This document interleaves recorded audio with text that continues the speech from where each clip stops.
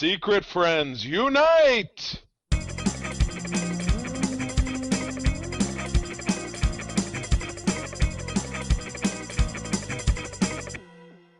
Welcome to the Secret Friends Unite podcast, episode 407.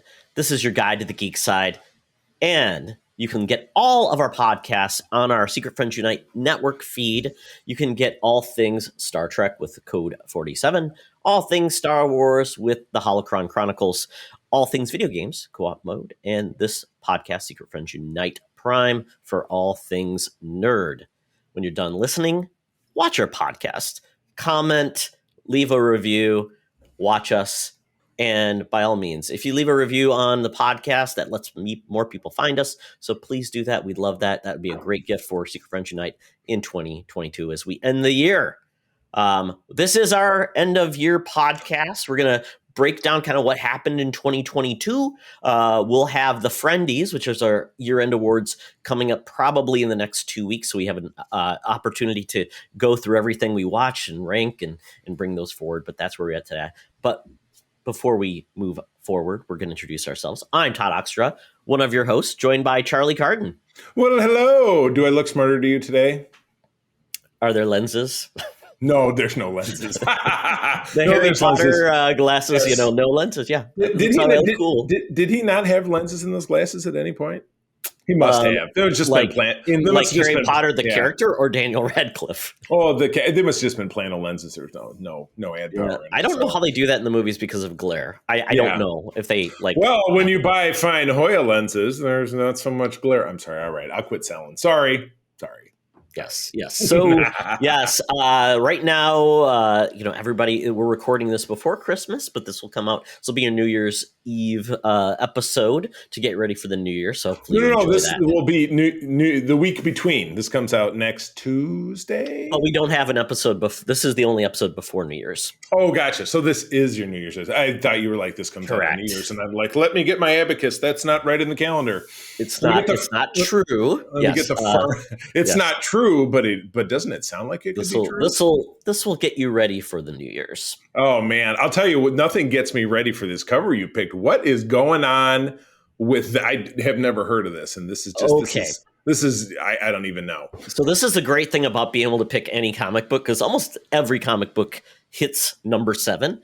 And that's what we're looking at this great cover today. It's from COPS. So COPS, which stands for Central Organization of Police Specialists, was a toy line and cartoon in the what? And this is the late 80s too. So this is absolutely holiday issue number 7. Yes. So did it like published quarterly? So you had like a holiday summer. No, it was just like spring. It was in the holidays. Apparently that's it. But this was this actually had a January 89 release date. So kind of weird. Well, you know how it works with those. The date on there is the pull by date. So yeah. So this was obviously out in November, December. Yes, but yeah, so COPS was, like I said, it was one of those just franchises that, kind of came and went. There was a cartoon. It was essentially almost like these cops were like the G.I. Joe of cops, where like they really didn't have standard uniforms. They took on wacky bad guys like a mob boss and things like that. And it was over the top. And you know what? The comic book doesn't do it any less justice, because the cover says the Terror of Trampler, which is essentially the Knights of Templar. Yeah. The cop is riding a transforming vehicle that is now a elephant, and he's about to trample someone. He's got like weird PV. It looks like the pipe that would be coming out of your dryer that goes outside, and he's got like a couple of TV screens, or they look like Viewmasters, make up the middle part of the body. The trunk is some kind of like plastic suction tube, or like in between tube, like they had like the doors are ears. It's very weird. It's very weird. So that's the cop, and he's about to step on this bad guy who's wearing a black leather jacket with metal shoulder blades that are actual blades, and cool kneecaps, and his jeans are rolled. I mean, this is not rolled. His jeans are tucked into his boots, and that's like a top of the boot. Oh, Yeah. gotcha. And that might be a cop because they kind of have, except for the helmet, I think the guy writing it might be a cop as well. So, Okay. So he's mastering Trampler, and one of the writers of this is Matthew Broderick. Look at that, by Monk, Broderick, and Marcos. Sorry, Matthew yeah. Broderick. Sorry, yeah. Yeah, Doug Mensch, he was a DC writer for a long time. So this is Right. when we were getting a lot of these like just properties that would come to DC or Marvel, Oh my and they I don't know how many lasted very long, excluding maybe like Transformers and GI Joe. I mean, 7 issues yeah. that's based on what I've seen here. I think that's pretty generous. Yeah, and you aren't going to be able to find this on any like online app or anything because it's a licensed property. So you've got to dive into a quarter bin to find this dollar gem. Have never even heard a hint of it, but if anybody could find it, you want to talk about somebody who's got the skills to find things that are hard to find, that would be our number one news correspondent. That's right. I'm talking about Madam Webb. She is down at the corner of Hollywood and Vine, as she has been for over 100 years, finding the hottest news scoops, but now she works for us for the low price of 5 cents an episode. It's amazing. But let's go down there and see what she's got going on.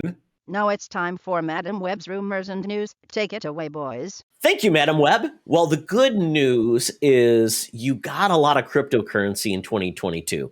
The bad news is it's essentially worth nothing now. So it's kind of like Confederacy currency. So you can put it along in your bank and hopefully it roars back in 2023. But after seeing that FTX guy just, with the $250 million bail, I don't think that's going to happen. The best part of it for us and the worst part of it for her is that's how we paid her. So we got away scot-free because, Todd, I think we found that stuff like by the side of the road or something. I mean, it was in a ditch, in a box. It was geocache. That's what I found it in the woods. That's right. Yes, exactly. Geocache to find the cryptocurrency plus the NFTs. Yeah, it was amazing. By the way, we're offering free NFTs of all of our screenshots this year. Work for Trump. Exactly. Yes. We will not have it. We'll have an exclusive line of trading cards of Secret Friends Unite in NFT format. Right, exactly. Yes. And they'll only be $500 each. All right, what do we got up first? Yes, so we're getting some more casting in Agatha Coven of Chaos. This is the spin-off of WandaVision. And looks like we're going to be getting one of our favorite, April Ludgate, is going to be in this show. Yay! And she's going to be cast as Morgana Le Fay, or Morgan Le Fay, who is a character from Arthurian times, and she has been part of the Marvel mythos and comics for many, many years. And the fun part about this is this casting essentially takes the Runaways series that was on Hulu, and essentially that doesn't matter because there was Morgan Le Fay in Runaways as well. Whoops. So, I watched that show and I don't even remember that. That's how forgettable. Elizabeth Hurley was in that. That was season 2 or 3. I gave up on that show after season 2. Maybe we did the same, and I wasn't even terribly aware that there was a season 3, and that's why. So, much better casting because Aubrey Plaza is totally fantastic. I mean, she's never been in anything bad. She plays a lot of different varieties. I know that show Legion that people were nuts about, she was in that she was either a figment of the main character's imagination or she was Crazy Lady or she was both. But regardless of what I did watch of it, it was pretty fantastic. Yeah, and then we're getting Joe Locke. He's in Heartstopper. He's also going to be cast in this as well. And yeah, it'll be interesting to see how this all comes together because while we had Loki, who was a pseudo-villain, had a spin-off series, we don't really usually get a villain as the main character of a series. Right. And where we left Agatha essentially trapped, it will be interesting to see how this all comes to play. And especially with Morgan Le Fay, yeah, it'll be interesting. Yeah, I love as you continue to scroll. Salem 7 is a group of Zodiac themed monsters that were Agatha's grandchildren. This was from an old episode of the Fantastic Four from the 70s, which I read. It was in I think it was maybe 174 through 178 or something. And it was just great. Yeah, they had to go to find Agatha because she was holed up in some little town, and maybe she kidnapped Franklin or something because she was the governess to the Richard's child. So I'm sure that they're not going to use that as a way to kind of stream that all in, but still. A great opportunity, a great casting, and I thought WandaVision was amongst the best of what the MCU has produced so far. So I'm all over it. It's good stuff. Yeah, I mean, so yeah, to your point, they do mention in this article from CBR, like, who could these characters be? You know, obviously, there's a character named Nicholas Scratch, who is apparently Agatha's son. That could be the male casting in this. You mentioned the Salem 7. Those are characters they could bring in out of the blue to flesh out the casting of people. And those are obviously very deep cuts that only you know of, Charlie. Mm-hmm. There's Victoria Montesi. She's apparently tied to the Darkhold. So that could be a big part of this as well. She is the daughter of the elder god Kython. So I don't know where this show is going to go. Right. We're getting more of the mystical side of Marvel, which I don't know a lot about.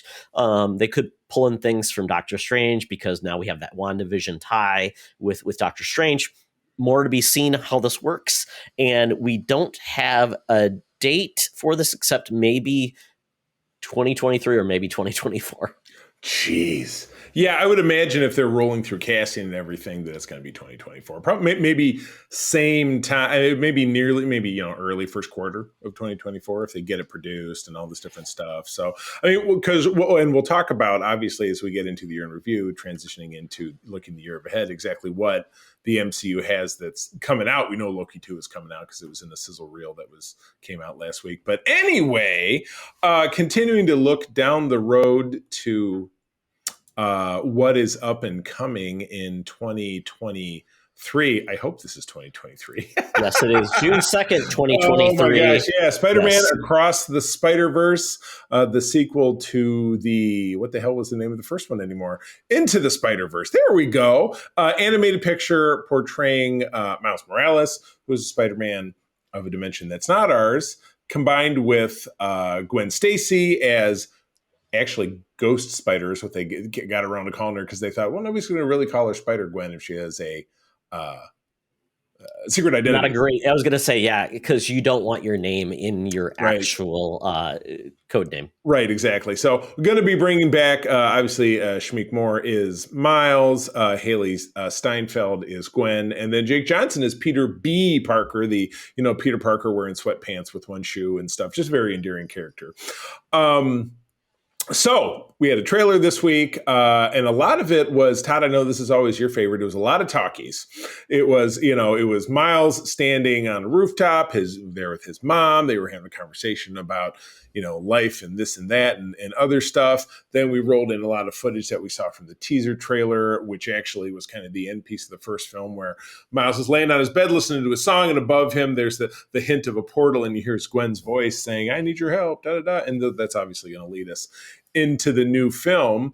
Look at some of this other guest catch. We know Daniel Kaluuya, who I wasn't aware of, but Rachel Dratch is going to have a role. What kind of crazy spider person is Rachel Dratch? She could be Madam Webb. She could be Madam Webb. Yes, she could. And of course, Oscar Isaac will have a pivotal role as Miguel O'Hara, who is Spider-Man 2099, which is a character from the 90s when 2099 seemed like it was really far away. It still really is pretty far away, but still, it's not 100 years away anymore. Correct, Charlie. It is almost 80 years away. Yeah, 2099. So yeah, we still got some time there. I'm assuming we'll be around for that because medical science, will be the oldest of the olds. The head in a jar, yes, will be 125 years old. So that should be fine. Yeah, Brian Tyree Henry is also in this array, and you mentioned Oscar Isaac. And that's really seems like the big focus of the new character in this is Spider-Man 29, like you mentioned. He looks huge, looks like a beast. And then part of this is we just see I think, every incarnation of Spider-Man ever. As you see the characters rolling, you see Spider-Man in the paper bag. And yes, bombastic bag man. And then, you've got your different varieties of, black and white Spider-Man and Spider-Monkey and Spider-Cat and Spider-Gerbil and Spider-Dinosaur, Japanese Spider-Man. Some of those I made up. But you don't know which ones because you never do. Spider-Man.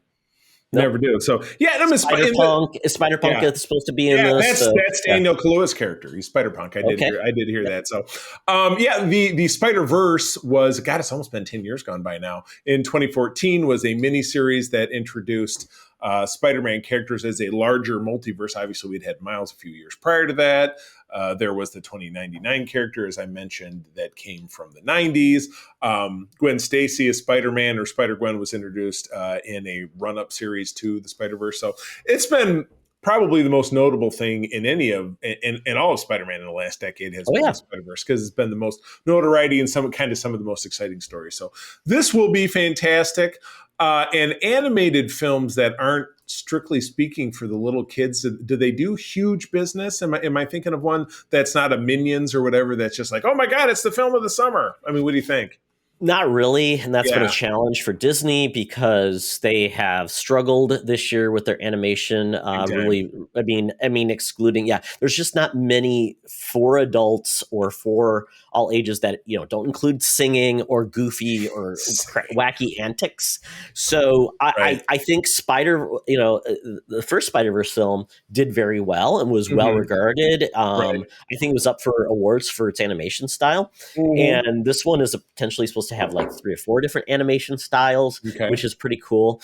And to many, this is people's favorite superhero film, favorite Spider-Man film. And I would love to see Marvel go in and say, we're going to make a huge animated film based on the characters, and it's going to be on the big screen. It's going to be a big deal. They have not committed to that yet, really, beyond like What If. They've really stayed away from animation, which is so bizarre to me.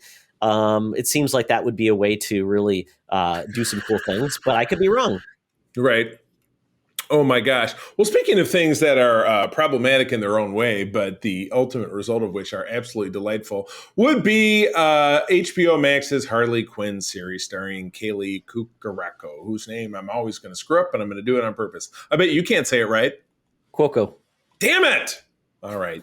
You got me that time. But anyway, Todd, I am in season 3 of this show. And I think I watched a little bit of it with April, but I don't know that she was really into it. So it just kind of drifted off. But have you continued to watch the show?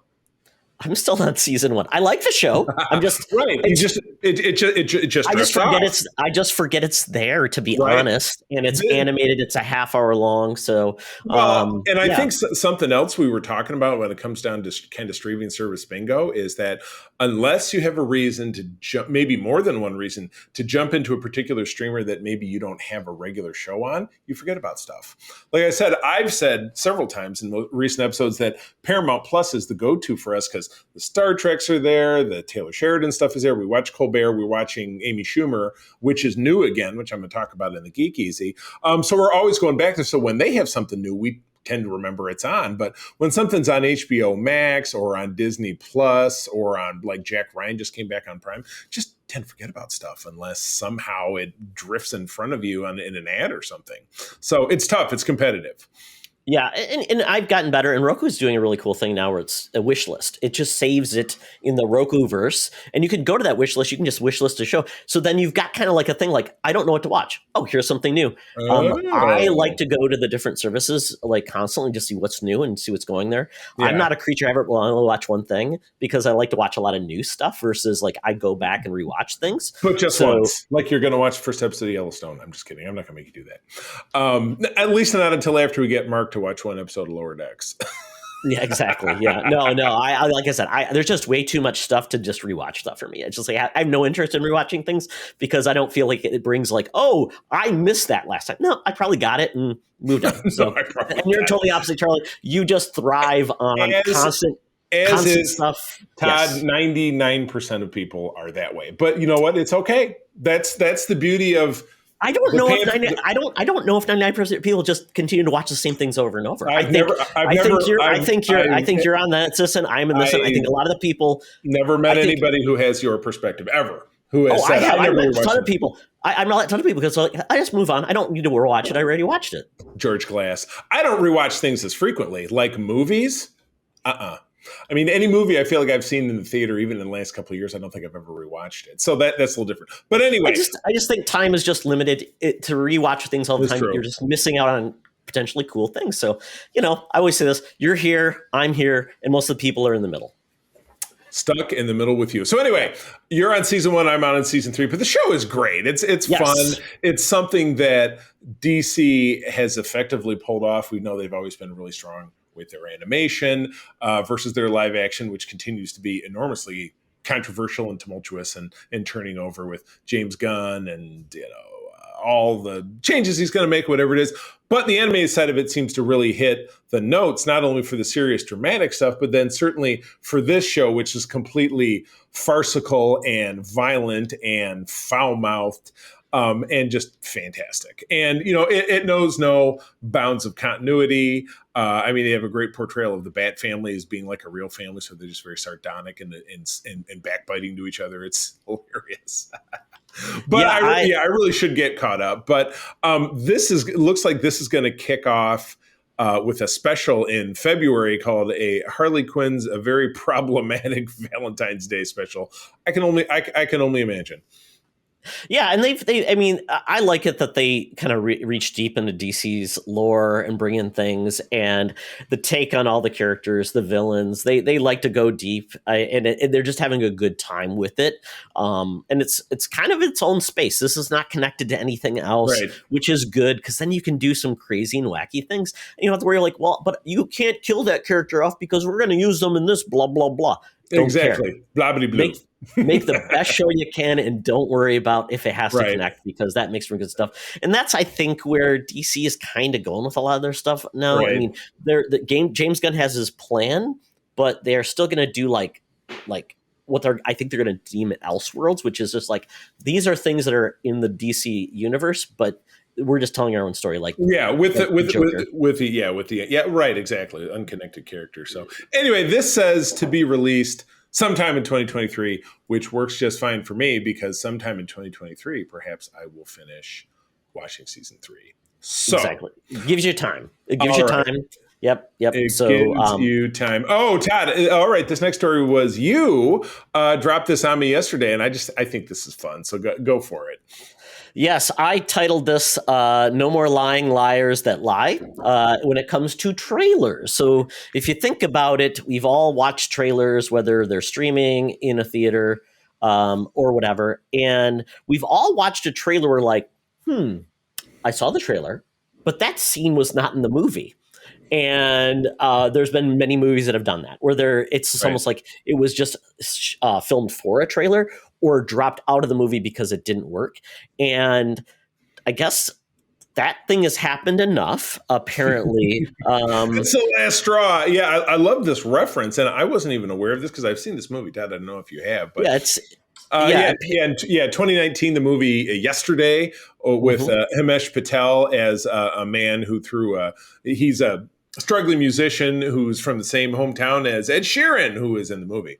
And he's a Beatles cover guy, and he falls and bonks his head and imagines a world without the Beatles, and he just recreates all their songs. Yep. Well, apparently, one of the lead actors was supposed to be the magnificent Ana de Armas, who appeared in the trailer and was eliminated from the final film. So there are people who clearly were so totally butthurt about this that now we have a lawsuit. Yeah, it says here she was originally supposed to play a love interest for Patel's character. She was cut the film because of focus groups that didn't like the idea of him moving on from the primary love interest, which is his BFF, Lily James. And sorry, spoiler alert. Yes, of course, they do end up together. Why wouldn't they? But that was a really fun movie. Todd, you said you saw it? I didn't, but I'm aware of the premise, and it sounded interesting, and it was cute. Yeah. I did see the trailer.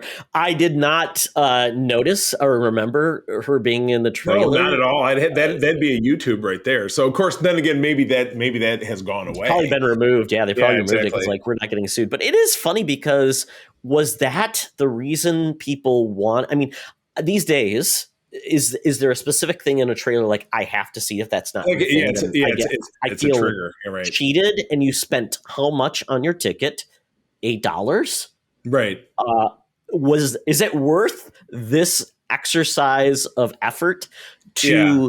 They sold me a bill of goods. I won't get fooled again. Right, exactly. And again, in so much that I can't even imagine, I can't even remember why her presence was. I couldn't remember that she was in the trailer. It was clearly not of significance. Didn't really impact the film and the overall plot line of the film or the way they told the story, as we discussed last week, plot versus story. It's dumb. So it seems like, frivolous lawsuit 101. But this is a ruling that has been made, or somebody is. It has been. Oh, yeah. okay. It came through. It's now the trailers are subject to the California false advertising law and the state's unfair competition law. And it says Universal is correct that trailers involve some creativity and editorial discretion, but this creativity does not outweigh the commercial nature of a trailer. At its core, a trailer is an advertisement designed to sell a movie by providing consumers with a preview of the film. So essentially, they're saying this is bait and switch, which is illegal to do. So I get it, and that's truthful. Yes, you should not put something in the trailer that is not in the film. They even note there's one apparently in. This is great. There was again from Universal. Yeah, there was one teaser trailer for Jurassic Park. It was made up of entirely of cut footage. So they were like it's like we were talking about the Oops All Crunchberries. It was the Oops All cut footage. Exactly. Now that's bizarre. I mean, it's like, okay. Well, it's like somebody 100% did it on purpose. Like, oh, well, fuck everybody. Let's hear it's a trailer of shit that doesn't happen. Yeah, I remember was it the first Austin Powers movie or maybe the second one where he made a joke about bring out the sexy stews, man, and they're like they prefer to be called not stewardesses, but flight attendants. Right. And that was like a joke that was then not in the movie. But I'm like... right. Because I remember seeing it in the cut film. It was a Sherry O'Terry was the one, and then she wrote down her phone number on his hand. Because it was a cut. I remember seeing it was a cut scene. It's sexy stews. So. But I don't think... I don't remember saying, oh, that part wasn't in the movie. I'm furious. No, I never said that. Furious. Oh my goodness. So I don't know what other movies that like there was a famous trailer that was totally deceiving or not involved. It would be curious to see like trailers that, had something in them that was not true. I mean, there's movies that were like Fight Club. That trailer for that movie it was designed that way because it was truly to pull you off the beaten track of what that movie truly was versus what it presented it to be, which I always thought that movie was going to be like a bro movie where it totally wasn't at all. Right. It was a singular bro movie. Sorry about the spoiler of a movie from 25 years ago. Oh, speaking of things that we can spoil, kind of looking into the future, we have 2023 winter preview. So a list of and this looks like mainly television programs as I'm scrolling through it. That'll be coming out, some of which are already out. So Todd, shall we just kind of blast through this pretty quickly? We'll start with the 2023 things versus there's some December things in this. Yes. Stuff that we'll go with stuff that is actually not out. Excuse me. Oh, no, this one will already be out. All right. Scrolling. There we go. I've got the first one. Yeah, I've got the first one. Hunter Season 2. This is about a group of people that are essentially hunting down Nazis post World War II. I know that we watched that show, and I was I watch it, but I barely remember it. And it's got Josh what's his butt from How I Met Your Mother is one of the characters. Oh, really? Logan Lerman is the lead character, and Al Pacino shows up again. He was the villain. They caught him at the end. Yeah. And it's funny because this one has Udo Kier, who you've seen him before. He always plays these really like iconic villains. He's in it as Adolf Hitler. So that is kind of the twist. And Adolf Hitler is truly not dead. And that's out on January 13th. So that same week, The Last of Us, which I'm excited about. I know it's a video game show. It's a video game, property coming to the screen, which can always be terrifying because those don't always turn out so great. But we talked about this one a lot. Pedro Pascal, and the young lady is someone else of note, Bella Ramsey. She was in Game of Thrones. She was the Right, young, right, the right. young lordess, Right. the lady. Yeah, and they're both alumni and a lot of great actors in this. And I think it's going to adapt season 1. I'm not sure how much of it, or if it will be the first season or not. The first game. You said the first game of season 1. All right, Yeah. gotcha. And then Night Court, January 17th. This could be a big week. That's all in the same week. January 17.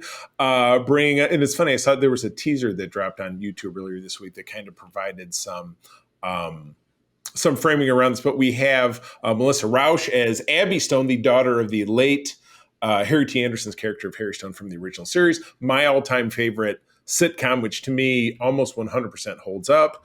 But it was interesting in this teaser we saw, Abby as a new judge goes to the apartment of Dan Fielding, who is, of course, John Larroquette's character, who has been a recluse for several decades. And she kind of pries him back to work. And then, of course, he'll have, and it's funny, the sets are the same.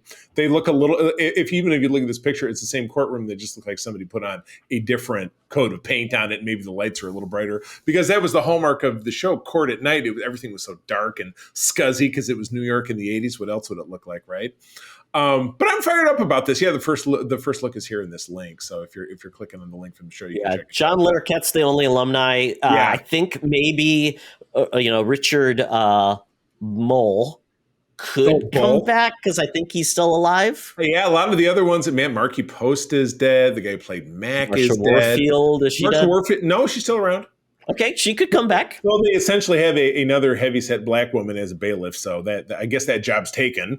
But yeah, no, it looks interesting, and this is a network show. Todd, this will be an actual network show that I watch, and because it's on NBC. So it'll go to Peacock if you miss it there. The Peacock. And just saw a trailer for this next one today, the 90s show, the spiritual cousin, much later sequel of that 70s show, which April and I watched during 2022. The Next Generation. The Next Generation is set in 1995, if I'm not mistaken. 1997.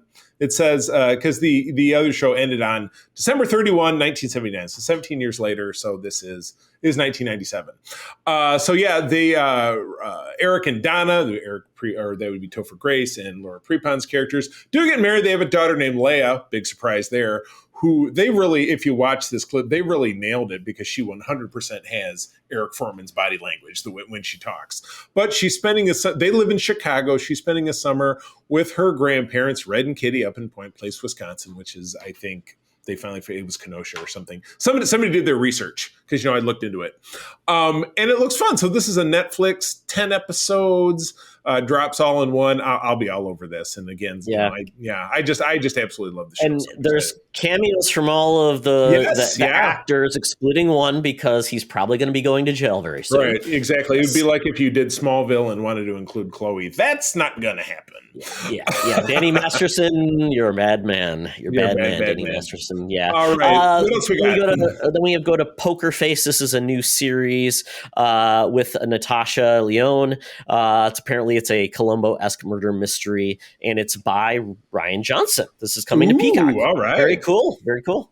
Nice, gotcha. And what is Wolfpack? Oh, it's on Paramount Plus, so it'll get advertised to me.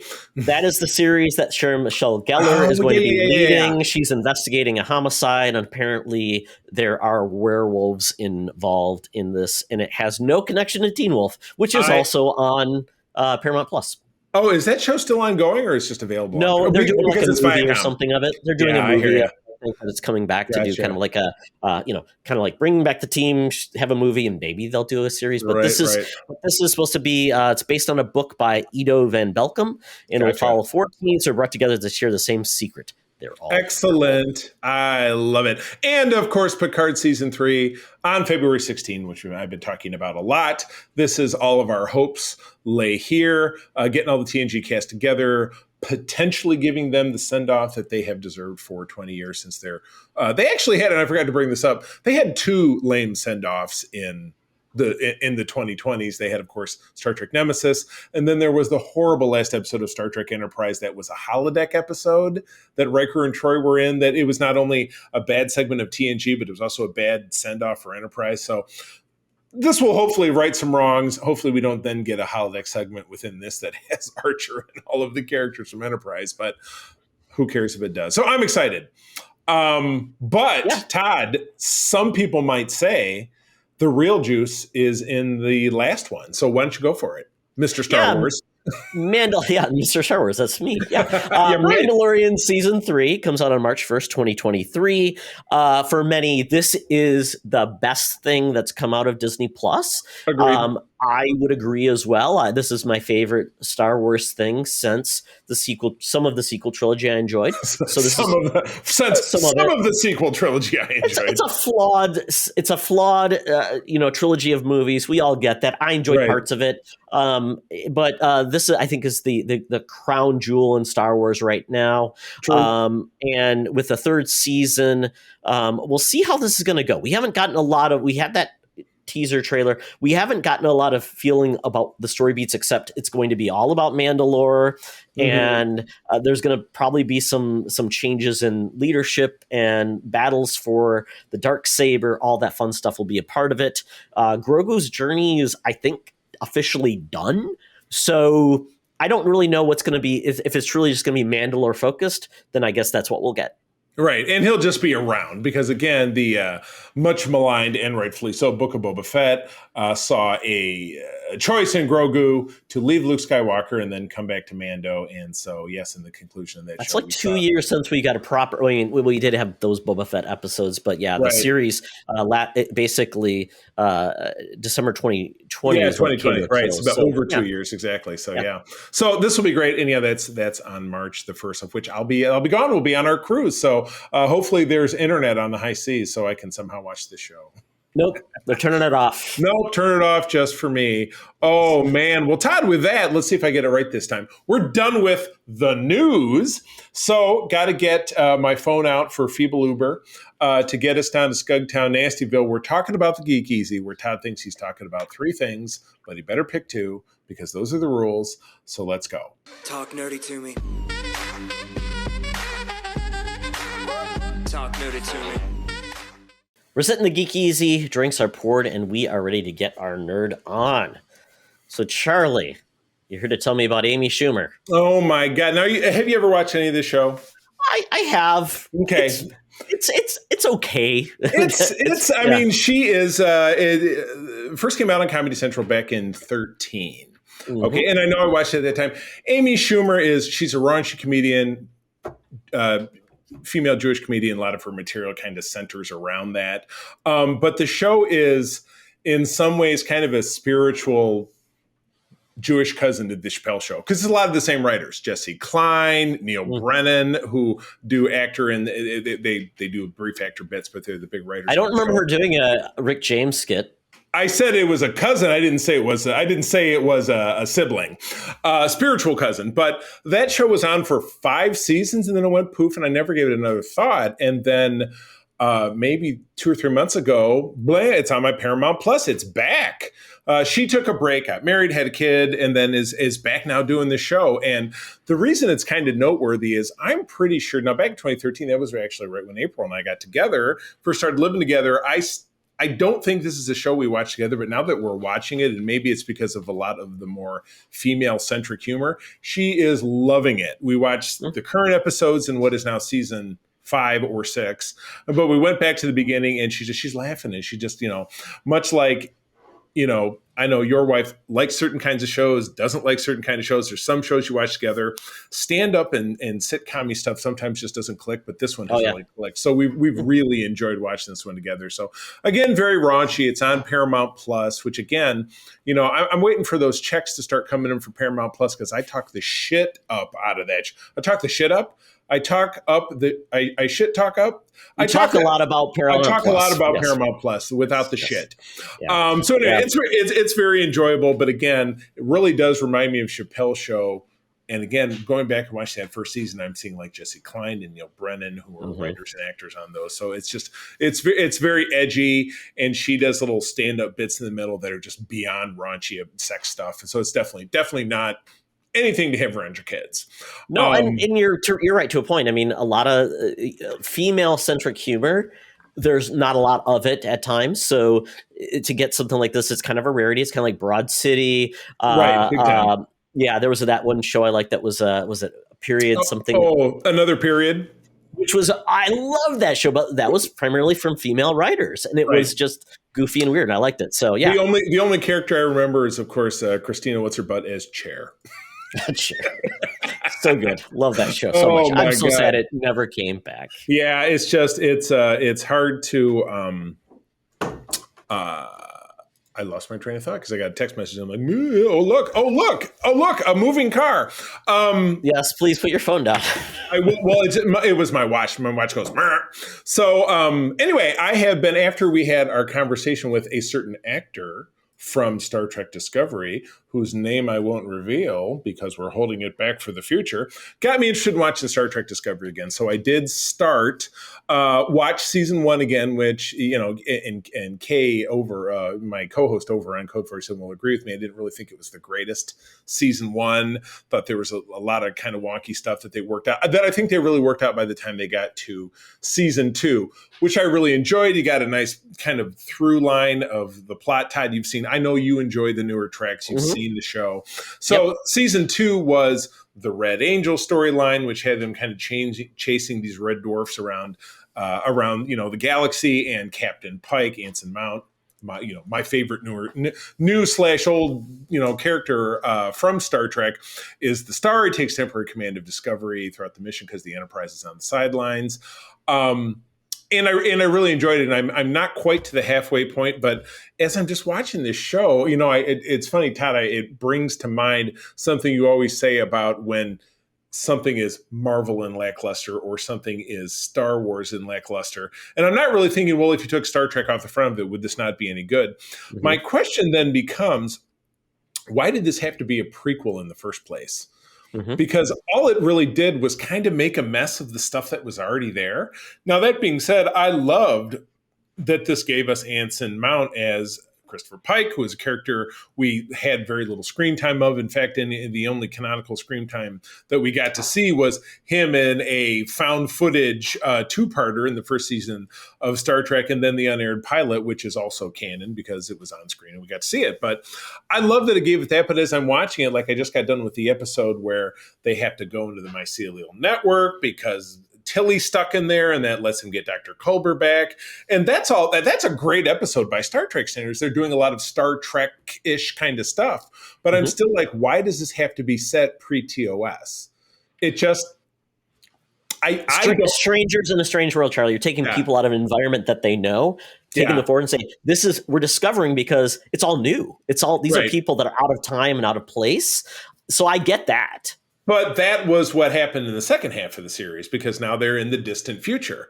Well, so in essence, would the show have been better if, let's say, season 1 started by having the ship from the distant past drop into the 32nd century, and then that's where the series starts? It just, I just got to thinking, even really as I was just watching this. I'm not sure.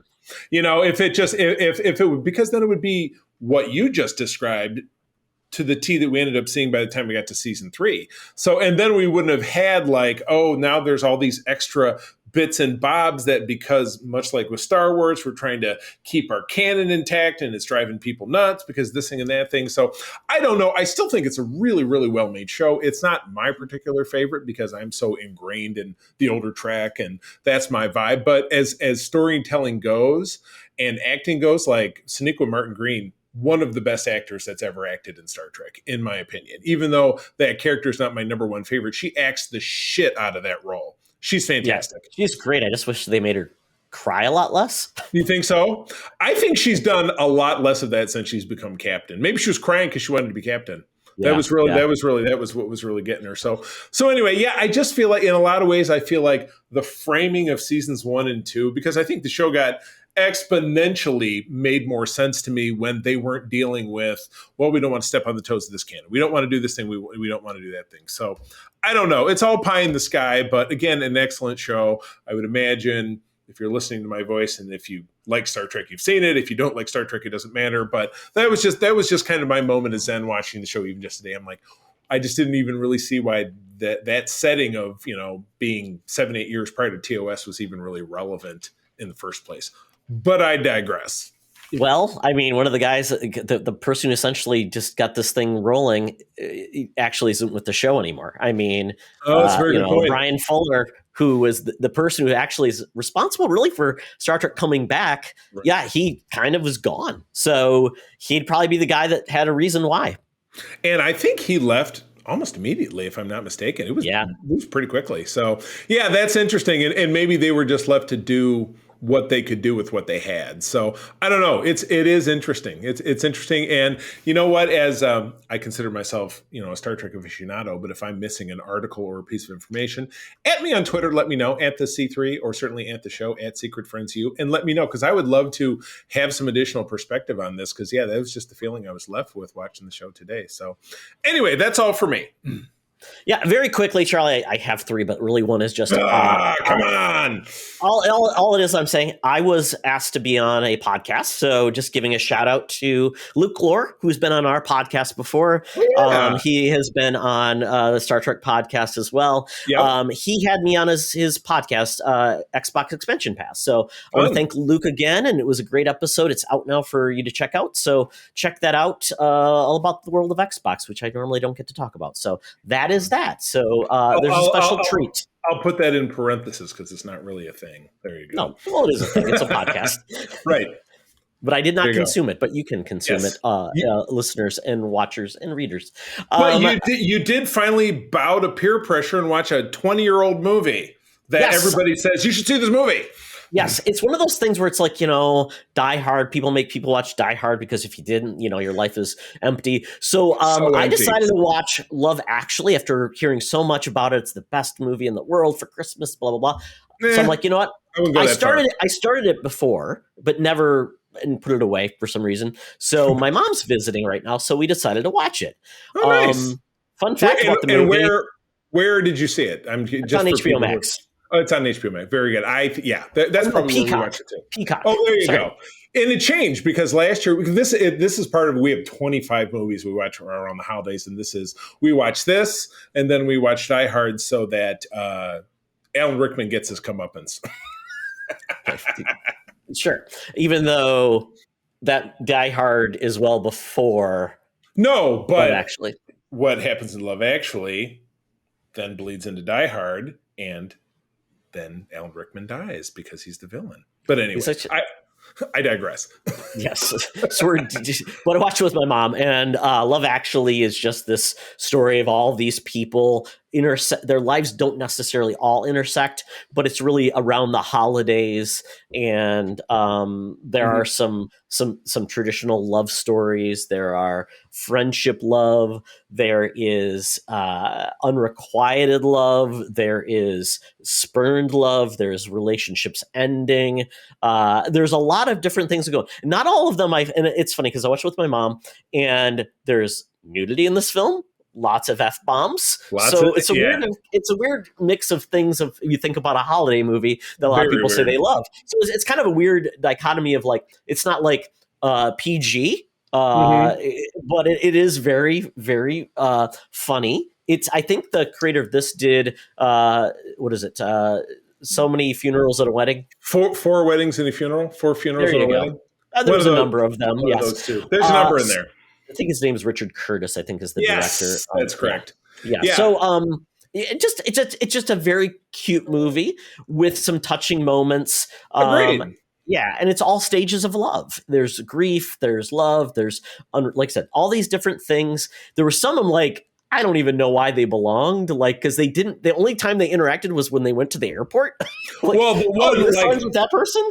The one storyline with the guy who goes to America and he goes to Wisconsin and he meets all these hot girls. That was ridiculous. But it was goofy. The porn couple. I guess it was a porn couple. That one was fairly like it was. They only touched on that story like 3 times. I'm like, okay. And then the two of them end up together. Yeah, I am very fond of saying I love this movie. And like I said, it's on our list. But this is one that to me, it's very special in a bittersweet kind of way because this was my first date with my ex-wife in 2003. And that marriage ended horribly. Thanks, Love Actually. My love for this film endured to the point that now it's one that April, who is my new wife, a wonderful human being, and I enjoy watching every Christmas. So the movie, stronger than the evil that is my ex-wife. I'm impressed. So I enjoyed it. Did I think it's like sticks with me and I watch it? No, I don't know. It's not, I mean, it's I'm not watching on it your 20 list. years. Yeah. I'm watching it 20 years later, and I just felt like there was nothing specific about the movie. Like, yeah, I love this movie. No, it was just Right. very cute. So I'll put it in a very cute, but to me, not timeless, not classic, not like end all be all. It's just a Christmas movie that will be one I watched, and when Right. people talk about like, yeah, I watched that movie. Right. Okay, what's next? Yeah, I watched that movie. The movie we talk about media that we consume, and you consume this media. Yeah. Well done. Compelling and rich.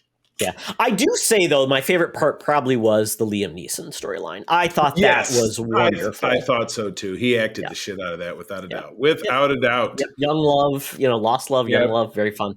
And then to end this on a very odd note, the Adult Swim Yule Log is out. So Adult Swim, they do crazy stuff. If you remember that old kind of like thing that kind of took a risk from the Too Many Cooks. You remember that? Right. You remember that, Charlie?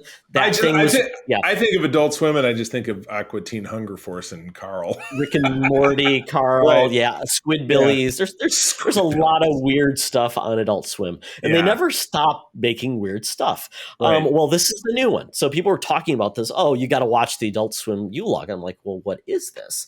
So this truly is a horror film all around the Yule log. So you've seen those Yule log videos where the Yule log's burning and there's music in the background. You just put it in your background, you just play it. It makes you feel always. Yeah.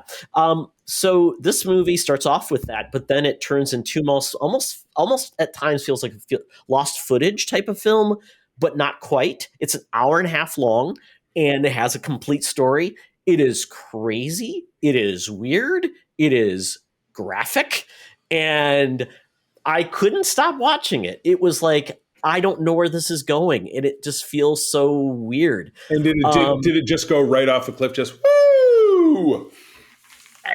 I didn't even know where it was going to go next. That was the crazy part. It dealt with like different eras in time. It dealt with different like horror movie tropes. And it was kind of crazy. I do not recommend it to anyone unless you really like kind of irreverent horror. And that's the best way to put it. But it was something I'm like, okay, I just got to watch this. I did. I just watched it this morning, actually. I had it on the background, was watching it as I was editing the podcast doc. Yeah. So if you're looking for something different and you like a little bit of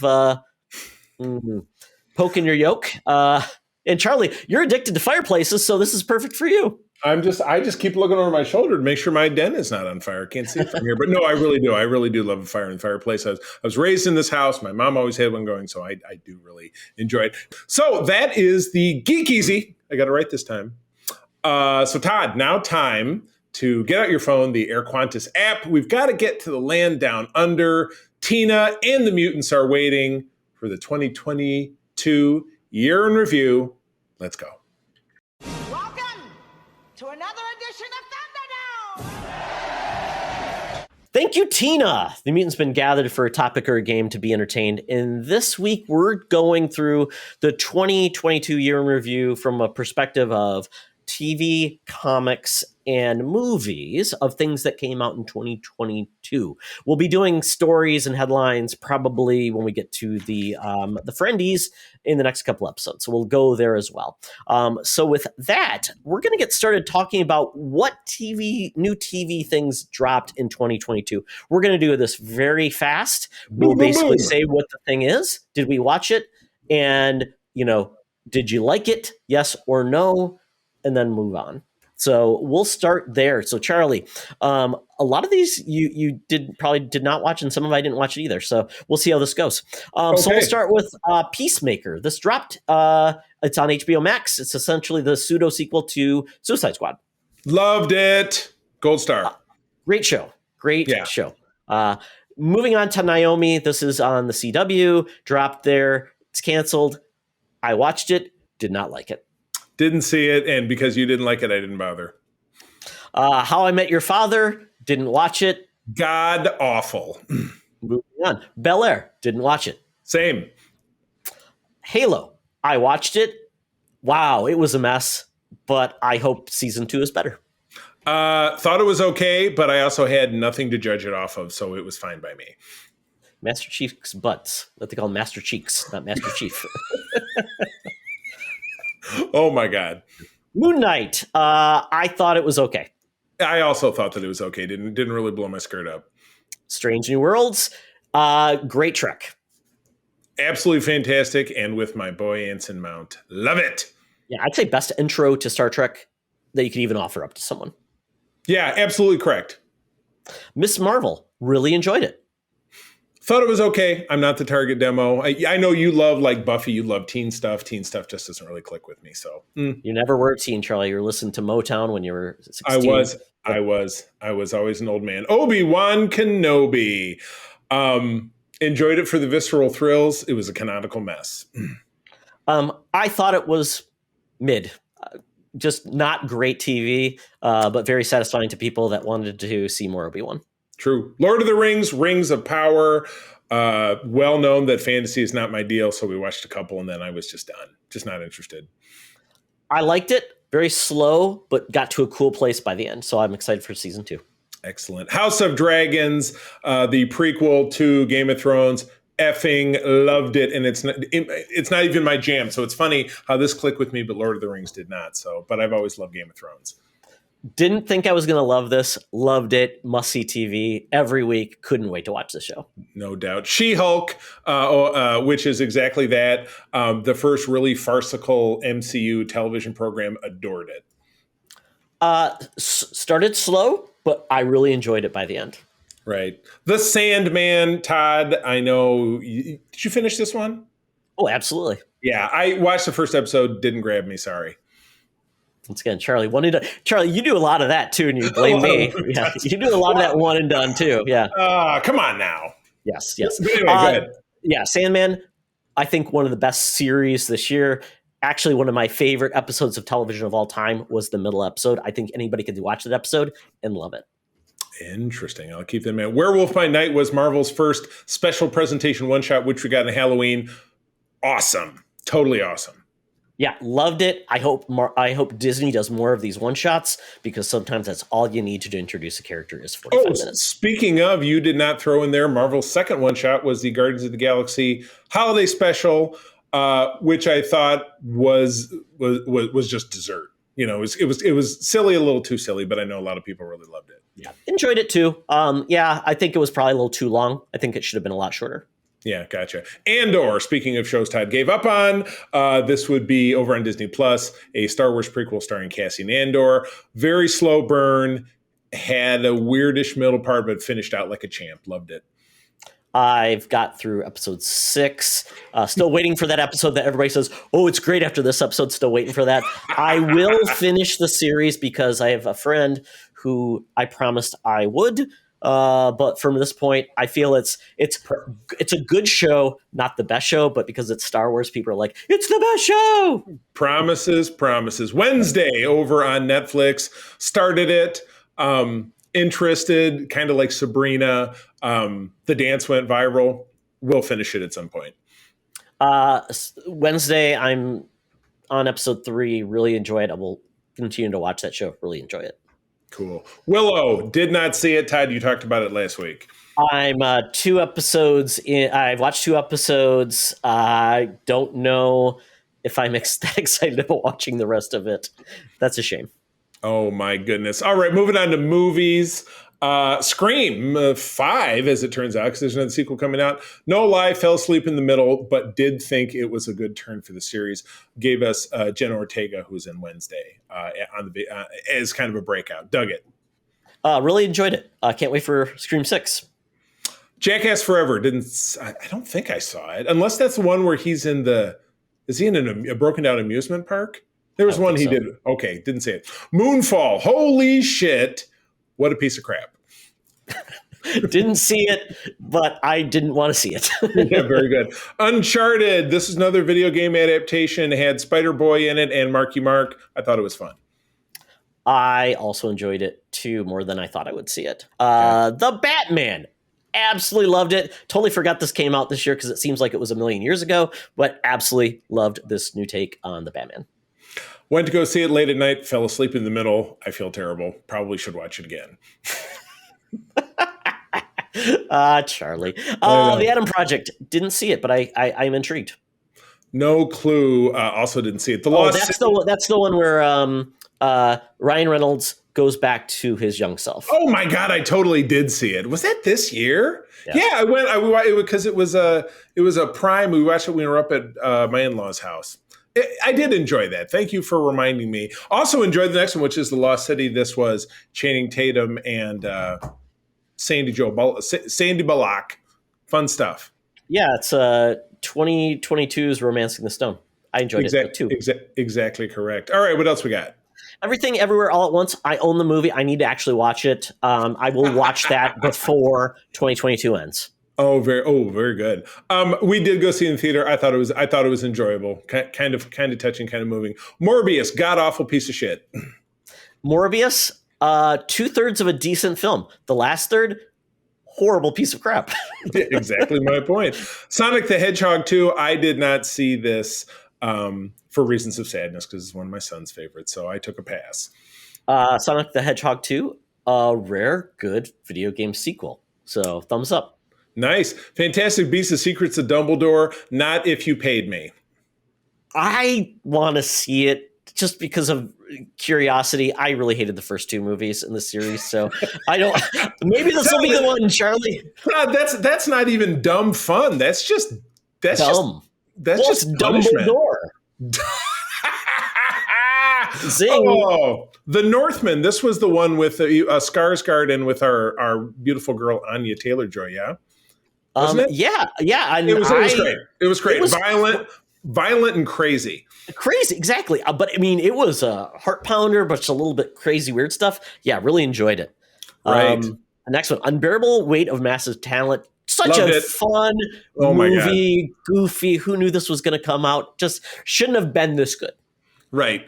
Doctor Strange in the Multiverse of Madness was the year of the meh at the box office for Marvel. Didn't blow me away. Sorry. I liked it, but not a great film. Yeah, gotcha. Firestarter watched, which was the new one on one of the streamers.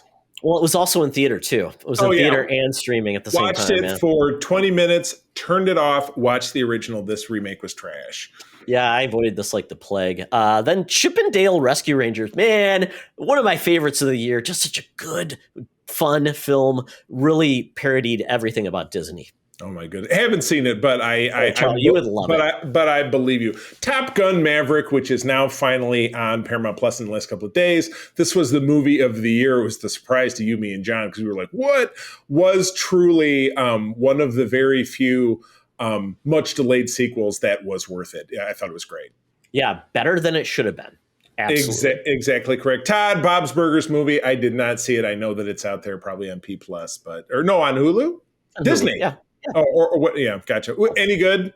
Oh yeah, I mean, just really good Bob's Burger extended episode with music as well. So I really enjoyed it, but it wasn't like the end all be all. I think The Simpsons really did a great movie when it shouldn't have. I agree. Yeah, I agree. This one feels a little bit weird being a movie right in the middle of Bob's Burgers. I don't know. I enjoyed it, but it's not going to. Yeah. The Simpsons did it too because The Simpsons never ends. You remember they've got that song? Simpsons did it. They'll never stop the Simpsons. Jurassic Park or Jurassic World Dominion.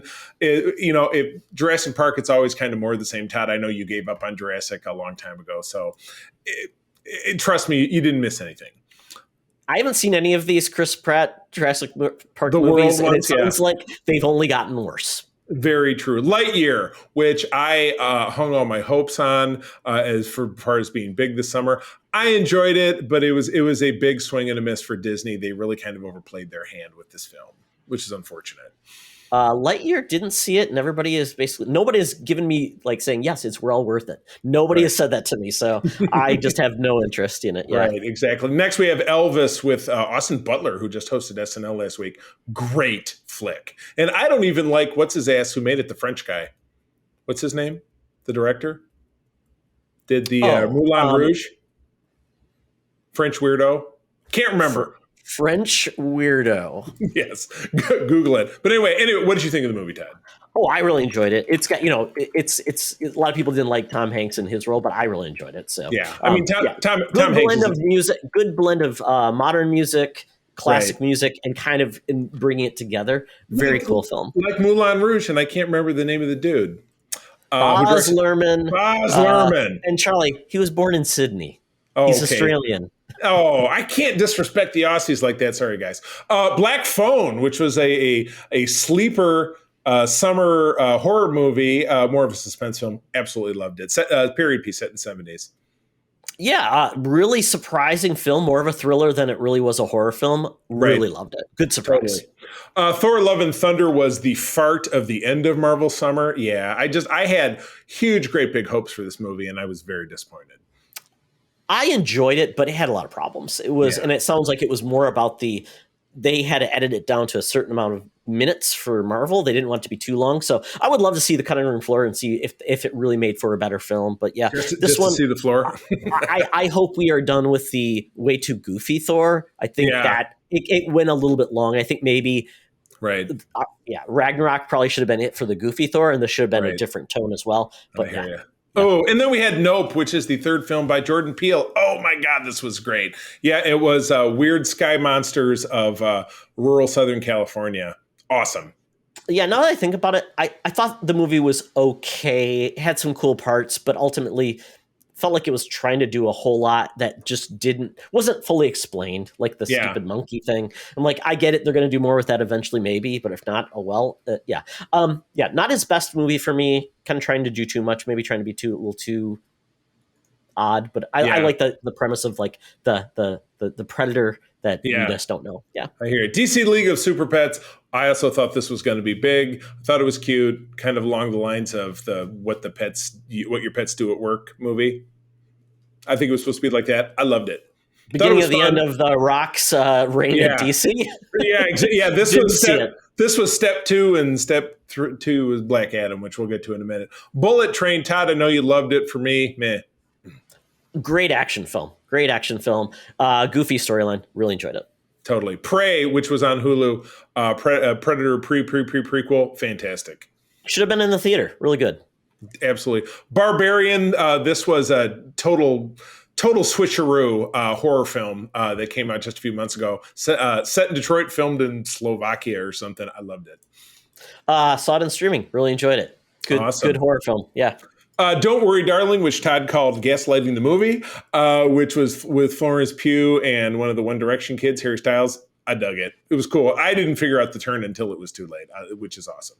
Didn't see it, and no one except for you, Charlie, you're probably the only person that said they liked it. Halloween Ends. There's a movie nobody said they liked. It was dumb. It was dragging along from the last Halloween movie. Couldn't stand. Just could barely stand it. Yeah, talk about a beginning of a great movie series and ending with kind of, to my ways, two stinkers. And if you like Michael Myers, don't see this movie because he's barely in it. Oh my gosh! And then Black Adam, the Rock's fart heard around the world. I just didn't care for it. It seemed very, very. I mean, everything about it, from cinematography to the lagging story, I thought was awful. The most 2005 movie of 2022. It was amazing. This would have been great in 2005. In 2022 feels like a very dated premise considering what we had with superhero films. This movie just did nothing to move the bar anyway to say this was just a fart and moving on. Just a fart movie. The Weird Al Yankovic story, which was only on the Roku channel. Love it. A complete farce, and it was fun. Watch it. Yeah, fake biopics, it's up there for really good ones. Totally enjoyed it. Daniel Radcliffe, get your Oscar. Gotcha. Black Panther Wakanda Forever, which Chad, you got to talk about in depth, and we touched upon last week. Just didn't really do it for me. It was trying to be whatever, and so it just kind of Yeah, clunky movie, hard to manage, and just did not deliver. And the most pointless mid-credit scene ever, that should have just been in the damn movie. Right. It was pointless. They're going there. Strange World, didn't see it, understood it, didn't do well. Yeah, I didn't see it, and after people said, I didn't know that it came out, and they're like, they got screwed. Nobody still went to see it. I know. I saw trailers months ago too. So yeah, but just didn't really inspire me. Violent Night, really want to go see this. Todd, you've seen it. My friend Tammy went to go see go it. see it, Charlie. Go see it Yeah, before we the end of the should. year. Yeah, I think maybe we will, most def. And then we end up with Avatar: The Way of the Water. We talked about it last week. Great movie for story, not a great movie for plot. But it's an event. It's a visual event, which nobody should miss, I think. Yeah, I didn't like the first Avatar. Really enjoyed this one. So if you're curious, go check it out. And see it in 3D, folks. That's what they do. See it in the theater. It's not going to look the same on your TV screen. Gotcha. All right. And then we get into comics, Todd. I couldn't tell you that I read any of these comics, but why don't you take this one? Yeah, this is kind of more of like, hey, these are comics you should check out. I found one because we both read the Fantastic Four Full Circle, that nice big volume with the colors and everything. And that's been a big gap in our. We're going to do more comics in 2023. That is our pledge to everyone. But we wanted to call it. So these are what people are saying are some of the better comic series to check out in 2022. Apparently, Action Comics has really seen a return to form with some strong writers. It was essentially Superman, almost like World War Hulk or like Gladiator, where he was taken to a war world, and he's a depowered Superman where he has to defend himself. So kind of a cool take on that. Then Batman Superman World's Finest. World's Finest is an old comic book series with Batman and Superman. Apparently it's come back and it's really, really good. Oh, really? That's cool. Two of the biggest heroes in DC, well-written series. So yeah, check that one out. And I can definitely do that with the DC Universe Infinite, which I get comics after a month, which is nice. Indeed. And speaking of it, I jumped to the end because I'm just kind of looking at the Marvel stuff. But they brought the Thing back for a miniseries which ran pretty much through the beginning part of this year. Thing has always been one of my favorite Marvel characters. He's very gruff and grumble. So that with Marvel Unlimited, I'd go back and check out. So that I might have to do. Yeah.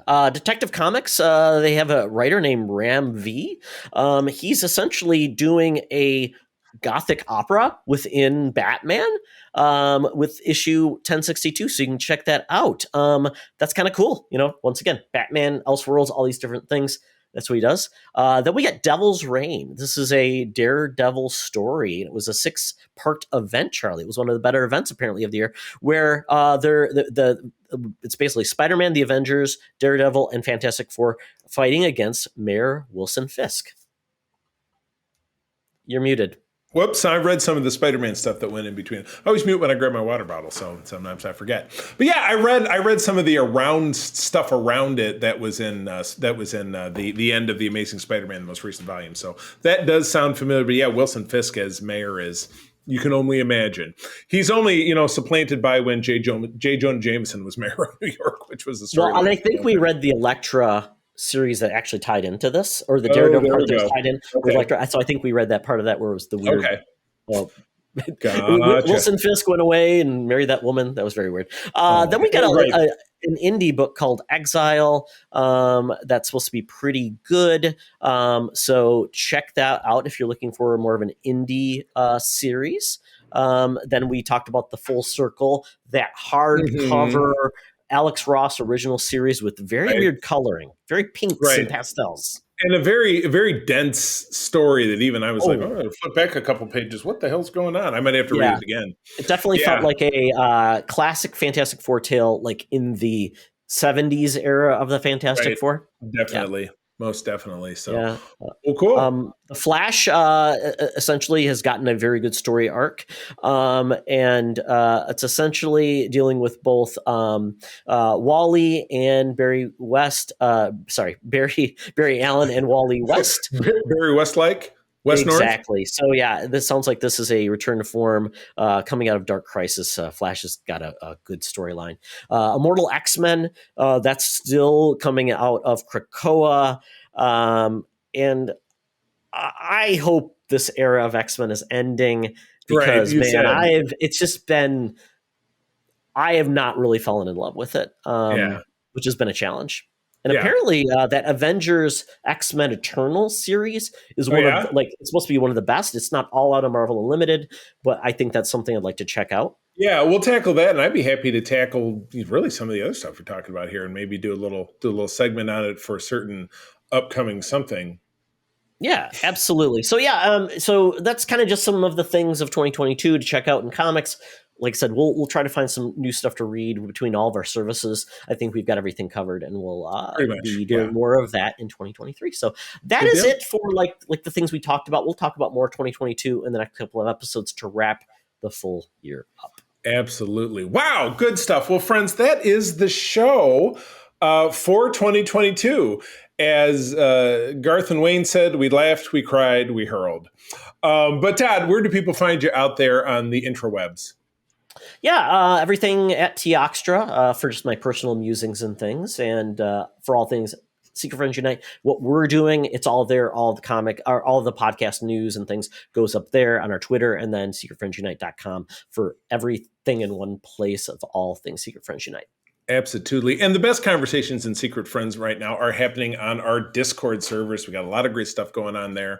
So definitely chime in, check us out. We'd love to have you on board. You can find me over on Twitter at the C3. Go ahead and spell it out. My lovely wife, April, and I run the USS Grand Petoskey. That is the West Michigan chapter of the Star Trek International Fan Club, one of the biggest in the world. You can find us at that web address. And also on our great Discord server once you join our chapter. That is a members-only kind of deal, but we would love to have you on board along if you are a Trekker.